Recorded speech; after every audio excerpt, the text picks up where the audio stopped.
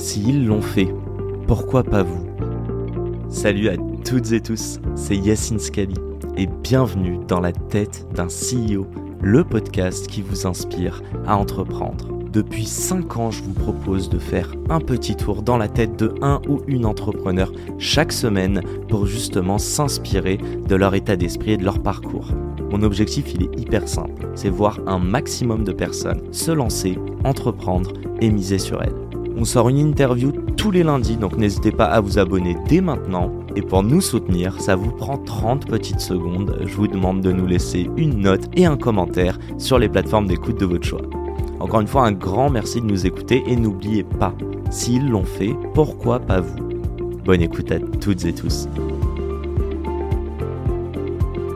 Salut à toutes et tous, c'est Yacine, bienvenue dans ce nouvel épisode de Dans la tête d'un CEO. On poursuit la petite série de faire un petit tour dans ma tête, donc épisode 6, let's go. Alors pour petit récap, avant ça je vous ai raconté un petit peu pourquoi je me suis lancé dans le podcast, comment j'ai commencé à monétiser, et spoiler, comment j'ai galéré financièrement avant de trouver mon bon modèle. Et puis après je vous parlais un petit peu de ce que je recherche à travers ça, à travers les prochains projets, parce que le podcast n'est pas mon projet de vie. Donc voilà, je vous parlais un petit peu de mon why et des prochains projets. J'ai récemment enregistré avec un invité, je sais pas si c'est publié, mais c'est pas grave, je vais vous en parler. C'est avec Thomas Fago du groupe Mob Success.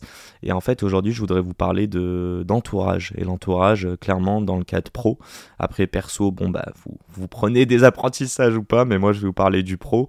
Et le mot entourage qui est archi surcoté, et je vais vous en parler un petit peu. Mais en gros, il a dit une phrase toute simple. Il a dit j'ai créé la boîte dans laquelle j'aurais voulu être embauché.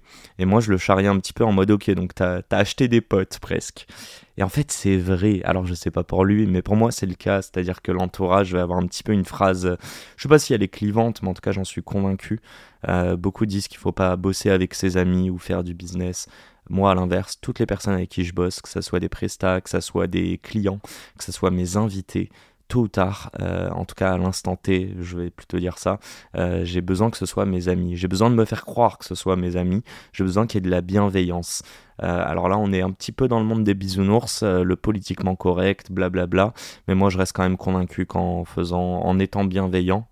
Je crois que c'est Alexandre Astier qui disait ça, qui disait que y a personne qui réussit sur du long terme s'il n'est pas bienveillant, s'il est bienveillant aux gens qui l'entourent et aussi aux autres. Donner sans attendre de recevoir, et c'est un petit peu le cas, je vous explique pourquoi. J'ai quand même galéré là sur la dernière année. Au début, je suis passé par des stagiaires qui sont assez jeunes, donc ils étaient là avec un mois de stage non rémunéré. Et puis derrière, quand ça marchait, moi je voulais les garder.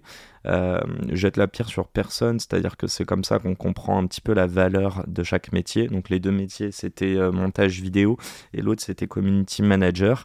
Et en fait, je me suis rendu compte d'une chose, c'est que pour avoir un taf hyper quali, en fait, déjà faut mettre l'argent. Le quali dans tout ça, le plus important, c'est pas la capacité à faire du montage carré, à pas faire de fautes d'orthographe ou à répondre en temps normal et à respecter les deadlines.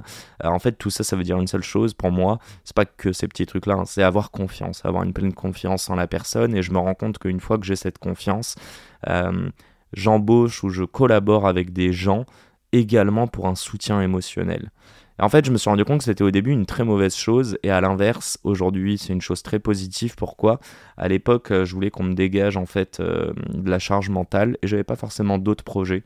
Mais voilà, je passais du temps à faire du montage vidéo, notamment aussi à communiquer autour du podcast. Et moi, je vous le dis clairement, la seule chose qui me fait kiffer dans le podcast, c'est enregistrer avec mes invités. Tout le reste autour, même la vente, etc. D'ailleurs, je vous ferai un petit épisode là-dessus.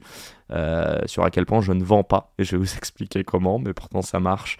Mais voilà, je prends pas du tout de plaisir là-dessus, je vous le dis, même s'il y a un deal à 10, 20 000 euros, c'est pas ça qui me rend heureux. Là par exemple, je peux d'ores et déjà vous dire, je sais pas quand est-ce qu'il sort cet épisode. Bon bref, en tout cas j'ai eu 2-3 belles nouvelles récemment avec des invités que vous serez très très contents d'écouter à mon micro. Et ça en fait, juste à ma voix, je pense que vous l'entendez, je suis 10 fois plus enjoué que ça. Donc on revient un petit peu à la base, je vais vous expliquer pourquoi cet entourage. J'ai eu un petit flashback de moi en fait au Canada. Et je bossais, je pense que je vous l'ai raconté, donc j'ai fait mes études là-bas et je bossais beaucoup en binôme avec le pote avec qui je suis allé là-bas.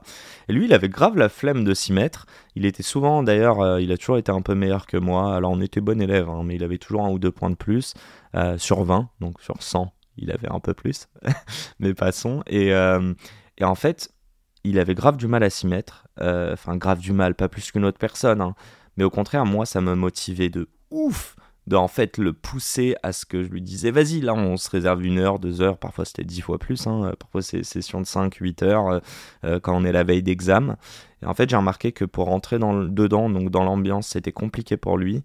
Par contre une fois qu'il était dedans, bah, il était en mode vas-y c'est bon on est dedans et on le termine quoi, on le fait ce qu'on s'est dit qu'on devait faire et on le termine.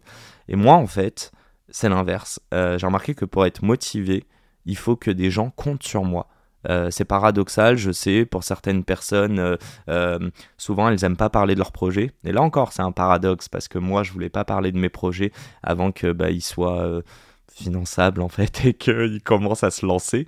Là, je vous l'avais raconté sur mon premier projet de dîner.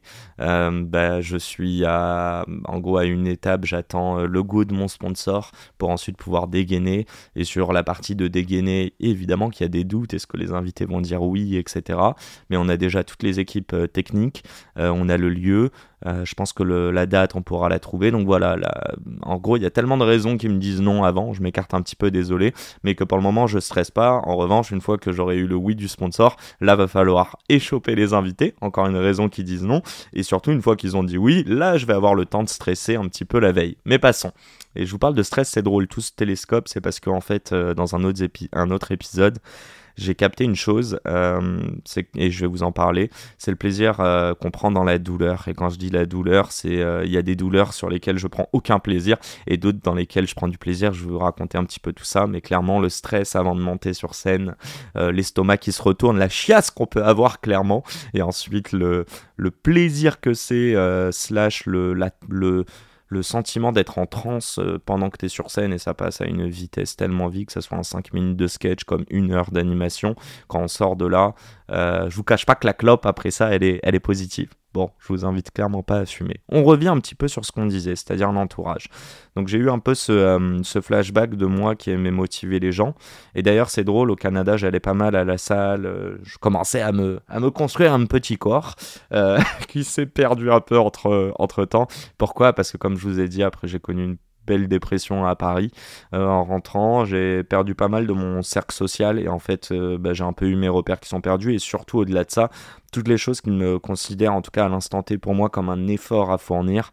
Je sais que je le fais de manière beaucoup plus naturelle et avec du plaisir si en fait y a quelqu'un à côté, si cette personne va être en mode... C'est simple, hein. Si cette personne... Pardon.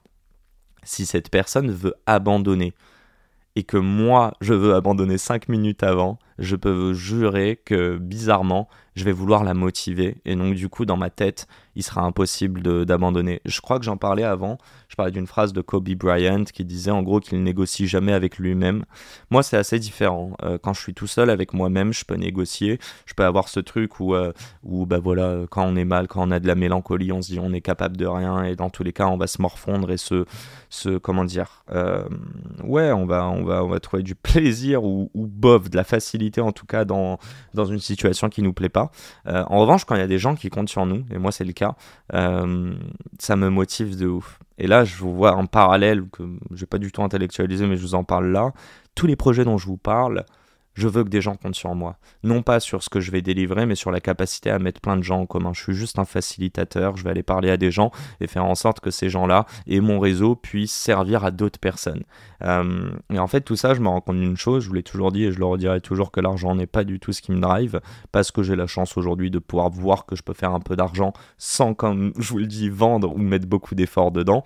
Donc je me dis, il y en a plein qui pourraient se dire, ah ok, c'est une source d'argent plutôt facile, en tout cas en fonction de ce que je fais. Je trouve que le podcast est facile pour moi et me demande peu d'efforts. Je dis bien enregistré, hein, je parle pas de tout ce qu'il y a en superflu autour. Mais par contre, c'est pas ça qui me rendra plus heureux. Et ça, je l'ai clairement capté dès le départ, parce que je me pose 10 000 questions. Vous l'aurez compris, le gars peut être un peu torturé par moments. Donc du coup, un peu l'apprentissage que j'ai vu, c'est que j'épouse un peu ça. Moi, faut savoir, peut-être je vous en parlerai dans un autre podcast, mais j'ai terminé difficilement des stages et ça a toujours été de l'humain. Ça a été des gens auprès de qui, par moment, j'ai vu beaucoup de ma valeur dedans, notamment au début, ça se passait bien. Puis très vite, il y avait de la frustration de ma part, je voulais aller voir d'autres choses. Et en fait, je vous dirais une chose, là, c'est un peu un épisode que je ferai plus tard, mais cher stagiaire, chère personne qui cherche un CDI, que vous ayez 20 ans ou 50 ans, on s'en fout. Comprenez une chose, c'est qu'une entreprise a un intérêt, c'est de trouver quelqu'un qui lui corresponde. Et si vous êtes en train de passer un entretien, même s'il y a de la compétition à côté, n'oubliez pas qu'ils vous ont choisi à cet instant T parce qu'il y a de la valeur qui transparaît dans votre profil. Donc en fait, ayez conscience de votre valeur et arrêtez d'avoir l'impression de quémander pour un job et une sécurité. Et ça, c'est un peu le sujet que je voudrais aborder dans un autre podcast, c'est le fait que moi j'ai entrepris non pas par plaisir, mais parce que c'était la seule solution viable, que j'ai très vite compris que dans une entreprise ça se passerait mal, que j'ai compris en fait que même d'un point de vue émotionnel, il y avait des dérèglements, une mauvaise gestion, etc. Et je me suis dit, ok, dans quoi on prend du plaisir ? Et clairement, je prends du plaisir d'en voir des gens évoluer et me dire que j'ai servi, sans qu'ils me disent merci ou pas, hein, je m'en fous. C'est juste savoir que ça a servi. Derrière, c'est moi qui fais ma corrélation et me dire que ça a permis à des gens, en tout cas ce que j'ai fait, ça a permis à des gens. C'est, je le rappelle, l'exercice que je fais aujourd'hui, de vous parler, de vous mettre ou de me mettre un tunnel pendant 10-15 minutes. C'est de me dire, j'ose espérer que ça pourra permettre à des gens de se sentir peut-être un peu moins seuls et de se reconnaître et de se dire derrière, ok, je sais pas, même le mec fait un podcast, mais en fait c'est pas aussi beau que ce qu'on voit. Par contre, il a l'air de prendre du plaisir. Et moi, ce que je veux toucher du doigt, c'est juste, il a pété des patterns en fait. Il a pété des plafonds de verre et il s'est dit, ok, tout ce qu'on t'a vendu depuis le début, c'est pas forcément ça la vie. Et la vie, typiquement, j'en reviens à ça, la vie c'est bosser avec des amis. La vie, c'est de prendre du plaisir dans les relations qu'on est en train de monter. Je ne jette pas la pierre. Je pense qu'il y a des gens qui sont prêts à avoir des relations houleuses avec, ou même à avoir une hiérarchie qui leur convient pas donc avec leurs employeurs, etc. Mais en revanche, ils ont un cadre de vie, ils ont un salaire, on va même parler de thunes, tu vois. Ils ont un cadre de vie et un salaire, et c'est leur source primaire de bonheur. Moi, fine, je jette pas la pierre. Je dis juste une chose, c'est que moi, je me suis vite rendu compte que c'était pas le cas et j'avais un besoin de réalisation de moi-même, de me sentir utile et de faire des bonnes choses. Voilà, j'ai une forte valeur, je suis fortement contre l'injustice et ce depuis tout petit.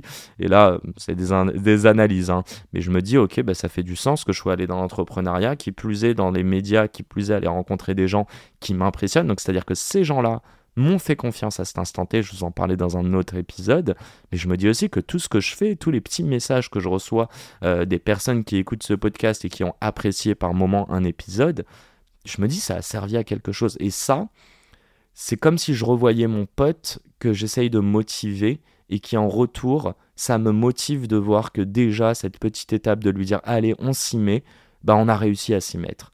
Par contre, une fois qu'il est dedans, lui, il va vouloir aller à la fin. Et moi, c'est ce soutien émotionnel que je peux avoir. Je reviens à la base, j'ai embauché donc un monteur et une community manager là depuis 2-3 semaines. Donc là, je vous parle, on est le 30 août, je crois.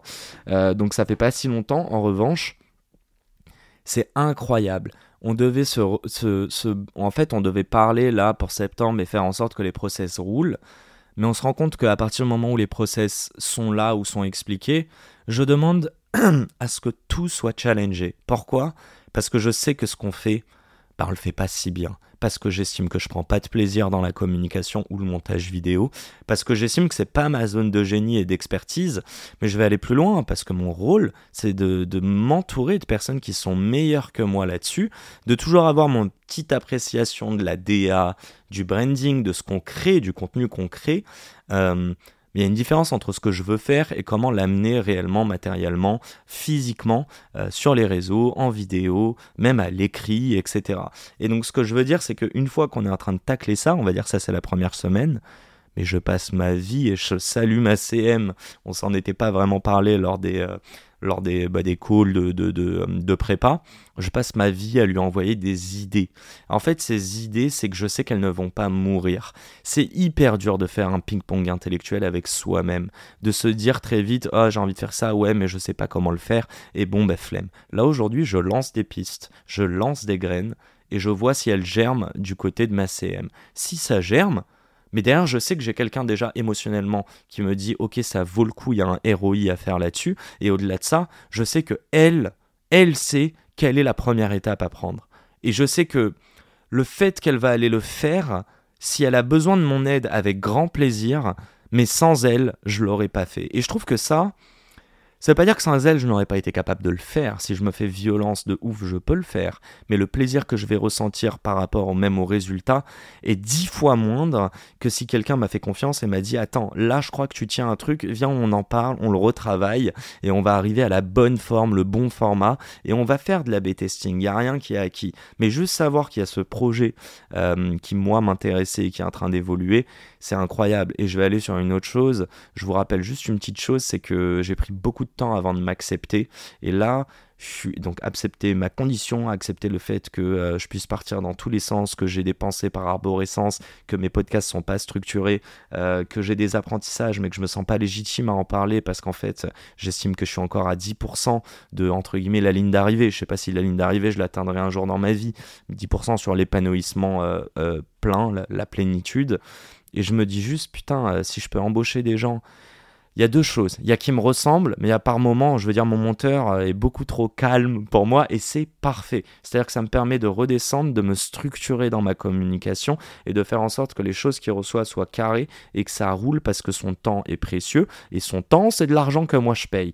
Donc si vous voulez, donc lui c'est le monteur, mais ma CM qui ne pense pas forcément comme moi, mais qui est un peu extravertie, elle m'accepte. J'ai capté très vite qu'elle m'acceptait, je lui ai demandé elle-même de me recadrer dans des calls, je lui ai demandé de prioriser pour moi, et en fait, quand je dis elle m'accepte, c'est que ma singularité qui peut être antinomique ou compliquée quand on travaille ensemble, bah, c'est ma force dans ce podcast-là. Et ça, elle l'a compris, elle me l'a expliqué, et aujourd'hui, on est capable de faire en sorte que cette force soit une force, on va dire, d'un point de vue positif dans le podcast. C'est elle qui m'a poussé à faire ce podcast solo. J'ose espérer que cette force se retranscrit, ou retranscrite, non, se retranscrit. En revanche, quand on est en train de faire des one-one et qu'on a prévu de parler 5 minutes et que je lui mets un tunnel de 10 minutes, elle m'arrête direct, elle me dit « Yacine, ça faut qu'on l'écrive, c'est prio dans un mois, mais pas tout de suite. Là, on va faire de la priorisation. » Et en fait, c'est con, mais ça, c'est un truc que je ressens moi quand je fais ce ping-pong avec moi-même. Je sens que tout ce télescope, que j'arrive pas à avoir la prio, etc., je vais pas le noter sur un papier parce que c'est une charge mentale et que c'est une to-do à faire. Mais savoir que cette to-do sera prise en charge par ma CM et qu'en plus on pourra en discuter par la suite, c'est même pas que ça me rassure, c'est que ça me galvanise. Ça me dit qu'il y a de la capacité à aller mettre d'autres projets et qu'aujourd'hui j'ai hâte de pouvoir bosser sur mes prochains projets parce que je sais qu'on a la bande passante, le cerveau et que je suis dans un cadre, où je me sens bien, et ça ne veut pas dire que professionnellement je vais avoir les meilleures idées, etc. Mais en tout cas, je sens que je suis dans une capacité où je peux laisser exprimer mon plein talent d'un point de vue communication, d'un point de vue podcast, etc., qui est différent de la partie business. Et de me dire que ça pourra apporter du business, des opportunités, bref, quelque chose qui, moi, va rejoindre mes valeurs, et c'est-à-dire faire en sorte, je le disais, que la prochaine génération soit meilleure que la nôtre, et faire en sorte que les gens puissent exploiter leur talent et miser sur eux. Voilà, c'était un beau tunnel de 17 minutes. Désolé pour celui-là, mais j'avais de l'inspi. On est un petit samedi matin et ça me faisait plaisir de vous parler de ça. Et je vais enchaîner sur 2 autres épisodes. Donc je peux vous spoiler. Là, j'ai parlé d'entourage. La deuxième, je vais vous parler de pourquoi j'entreprends. Et la troisième, je vais vous parler aussi de la douleur du plaisir dans la douleur, du plaisir dans la sueur, et je vais vous en parler. Sur ce, un grand merde à toutes les personnes qui entreprennent. Voilà, comme je vous dis, moi ça fait bien 4 ans que j'entreprends, mais ça fait quelques semaines que je commence à capter que fine, j'ai envie de bosser avec mes potes et j'ai aucun souci là-dessus.